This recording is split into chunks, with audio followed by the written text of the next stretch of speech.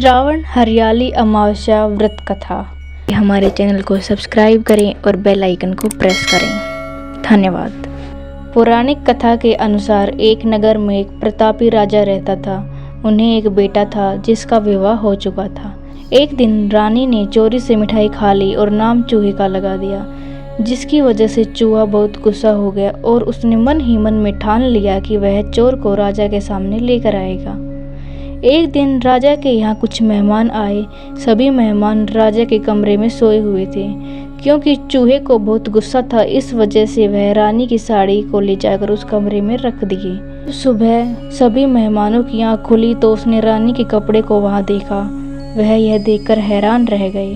जब राजा को इस बात का पता चला तो उसने अपनी रानी को महल से निकाल दिया। महल से निकालने के बाद रानी रोज शाम में दिया जलाती और ज्वार उगाने का काम करती थी। वह रोज पूजा करके गुड़धानी का प्रसाद बांटती थी। एक दिन राजा उसी रास्ते से जा रहा था तो उसकी नज़र उस दिए पर पड़ी। जब वह राजमहल लौटा तब उसने अपने सैनिकों से जंगल में जाकर उस चमत्कारी चीज़ के बारे में पता लगाने को कहा। राजा की आज्ञा पाकर सैनिक जंगल की तरफ निकल पड़े।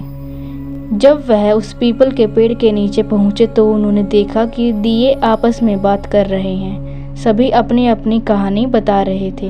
तभी एक शांत दिए ने सभी से सवाल किया कि तुम भी अपनी कहानी बताओ। यह सुनकर शांत दिए ने कहा कि वह रानी का दिया है। उसने आगे बताया कि रानी की मिठाई चोरी की वजह से चूहे ने रानी की साड़ी मेहमानों के कमरे में रख दी और बेकसूर को सजा मिल गई। सैनिक ने दिए की सारी बात सुनी और यह बात राजा को जाकर बताई।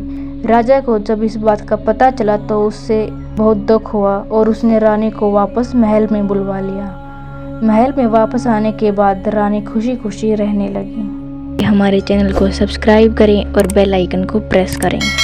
धन्यवाद।